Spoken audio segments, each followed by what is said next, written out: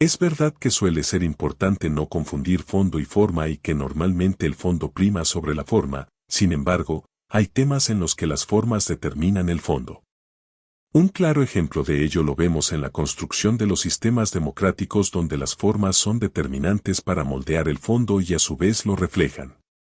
Las consecuencias de no atender a las formas para moldear sistemas de gobiernos las podemos ver claramente reflejadas en las diferencias entre las transiciones de los años 90 en varios países, su mayoría de Europa del Este, hacia sistemas democráticos que sí tuvieron éxito y los intentos de transiciones que fueron fallidos. Entre estos está el caso nicaragüense que, aunque no está en Europa, suele ser un referente como uno de los peores fracasos de ese periodo. Ahora vemos al presidente de El Salvador anunciando profundas reformas a la organización del Estado salvadoreño, reducir el número de diputados y drásticamente el número de alcaldías, para desmontar parte de la estructura clientelar de la partidocracia heredada de los pactos de impunidad entre Arena y el FMLN que tanto daño han hecho y hacen a ese país.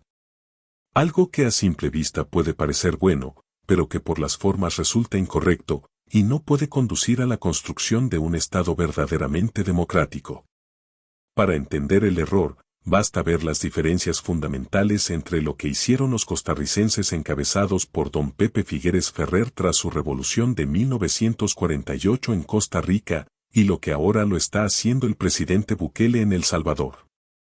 Pepe Figueres, tras ganar la revolución de 1948 en Costa Rica, llama a una asamblea constituyente para redactar una nueva constitución que permitirá refundar el sistema político costarricense, que es la única forma en la que pueden ser legítimas reformas estructurales tan profundas y de fondo en la organización de un Estado. De otra manera, se trataría de derechos y formas de organización de un sistema de gobierno, otorgados por poderes ya constituidos. Es decir, un ejercicio tiránico del poder, entendiendo por tiránico aquel sistema que faculta a alguien o a un grupo de poder ya establecido para dar o quitar derechos, lo que nunca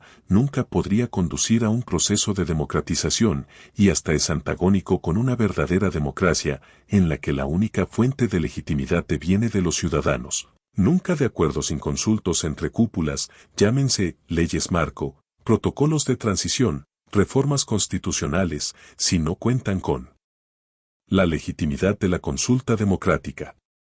Todo esto es reconocido desde el siglo XVIII por los precursores de las democracias representativas modernas, desde la Declaración de Derechos del Hombre y el Ciudadano, aprobada por la Asamblea Nacional Constituyente Francesa en 1789, pasando por las tesis de Montesquieu, John Locke, Thomas Paine y demás tratadistas del tema, hasta el día de hoy. Don Pepe Figueres Ferrer en Costa Rica, en 1949, tras la aprobación de una nueva constitución, por la Asamblea Constituyente que se había convocado con ese fin, dejó su cargo y se apartó del gobierno para volver a la política hasta en 1953, una vez pasado un periodo presidencial. Un gesto de forma que refleja el fondo democrático que hay que respetar.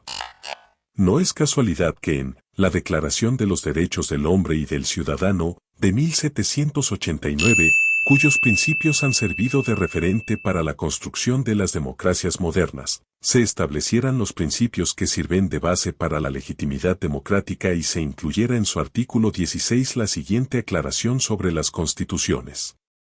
Una sociedad en la que no esté establecida la garantía de los derechos ni determinada la separación de los poderes, carece de constitución. Por muy buenas que sean las intenciones, no se construye una democracia violando de antemano sus formas e ignorando sus principios fundamentales.